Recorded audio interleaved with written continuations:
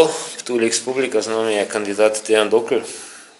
Dejansko si znan lik, že zaradi svoje močne podobe, mirnosti.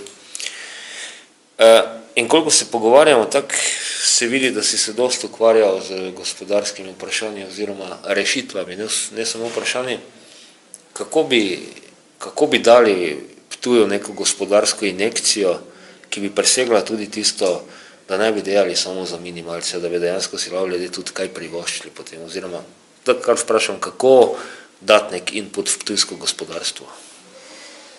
Ja, če izhajam iz dejansko vseh virov, iz katerih se občina financira, iz teh ključnih in prvi med njimi je dohodnina in nadomestilo uporabe stavbnega zemljišča, se pravi prva dva, pomeni, da moramo povečati število prebivalcev v našem mestu.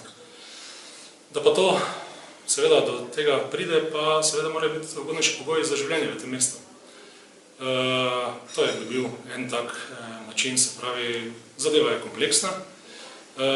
Kar se pa tiče gospodarstva, pa jaz polagam največje upe v naši, se pravi, mestni občini Ptuj na razvoj turizma, kot gospodarske veje. In nedolgo, pa rečemo, je že kar nekaj let od tega, ko je bil znan slogan Turizem smo ljudje. In tega v mestu, jaz verjamem, da v našem mestu tega ni, ta slogan.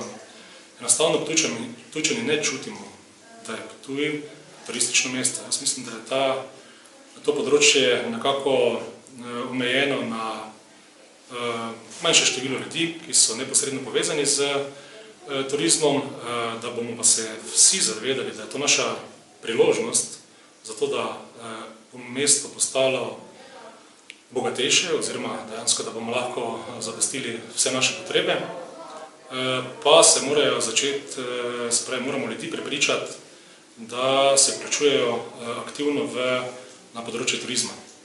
In moj načrt je, da se to doseže s pomočjo dejansko ozaveščanja, da ljudje morajo tudi, oziroma da lahko mnogi od občanov in občank Ptuja imajo na voljo neizkoriščene prostore, kapacitete v svojih hišah, v mogoče kakšna najemniška stanovanja ali pa celo stanovanja neizkoriščena, in bi jih lahko dejansko usposobili tudi s pomočjo občine, tudi mogoče s participacijo, zato da se to aktivira, za namen oddajanja turistov. Tako bi postali, se pravi, ti ljudje, ponudniki teh storitev, se pravi, udeleženi pri soustvarjanju turistične ponudbe oziroma namestitve.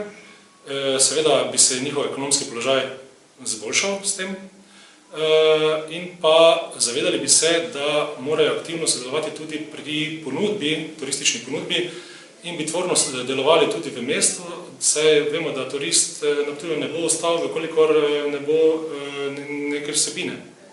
Se pravi, to bi generiralo cel niz dogodkov in verjamem, da je to recept za, dejansko glavni recept za to, da bo mesto pridobilo nove občane, več denarja iz tega naslova, seveda tudi preko glavarine, povprečnine, se pravi. Zato pa, da to dosežemo, vkolikor bo pač potrebno, vemo, da je proračun mestne občine Ptuj za razne podobne, se pravi, investicije omejen na cirka 4 milijone. Vkolikor bi se bilo seveda potrebno seveda za izvedbo tega pač najeti kredite.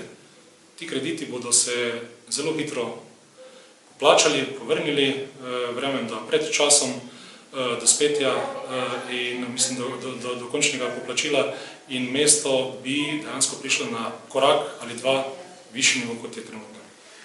Zdaj še na kratko za ta sklop. Ti imaš ogromno izkušenj s fenomenom, če se tako izrazimo, nečesa, kar se večina ljudi ne zaveda, da bomo nekega dne stari. Tako, kako to upoštevati in kako vzpostaviti neko sinergijo dolgoročnejšega odločenja. Nenazadnje moramo poskrbeti za kvaliteto bivanja, tudi mi, ki smo sedaj še mladi ljudje, se moramo zavedati, da bomo pa nekega dne, če ne bomo pravilno vozili življenja, odvisni od nekoga drugega. In prej smo v neformalni debati oziroma debati brez kamere ugotavljala nekatere zadeve, kako bi kot človek z izkušnjami svetoval, kako dolgoročno razvijati Ptuj, ne samo v smislu staranja ljudi, ampak dejansko ne razvijamo se dolgoročno, je tako. Ja, dejansko jaz starejših v mestni občini Ptuj oziroma generalno ne vidim kot breme družbe. Dejansko starejši so potencial. In mesto Ptuj ne samo, da je staro mesto ali najstarejše mesto v Sloveniji, tudi bi lahko bilo mesto starih. Seveda pa ne pomeni, da v tem mestu potem ni mladih. Dejansko stari generirajo delovna mesta mladim. Pardon, da skočim besedo. Rečemo tako, da se ne bojo čutili žaljene. Mesto seniorjev. Tak. Ja, dejansko. Jaz sem pač navedel staranje. Ja, mesto seniorjev, oziroma, pardon, da skočim besedo, pa ti pol nadaljuj. Mi dejansko imamo pogoje, da lahko vzpostavimo tudi klimo, kjer bi se ljudje nekako iz velikih mest na starejša seniorska leta preselili sem in uživali. Butično mesto, je tako. Popolnoma se strinjam. Res, tudi potencial tu je neverjetno in z vsemi ustanovami, ki so v tem mestu in so dobro stoječe, nudijo vso potrebno in infrastrukturo in se pravi druge pogoje z, bom rekel, usmerjenim, pametnim upravljanjem z temi sinergijsko povezanimi ustanovami, je Ptuj res strašen potencial za to, da za medgeneracijsko dejansko sožitje in dejansko starejši, daleč od tega, da so problem našega mesta, so priložnost za naše mesto.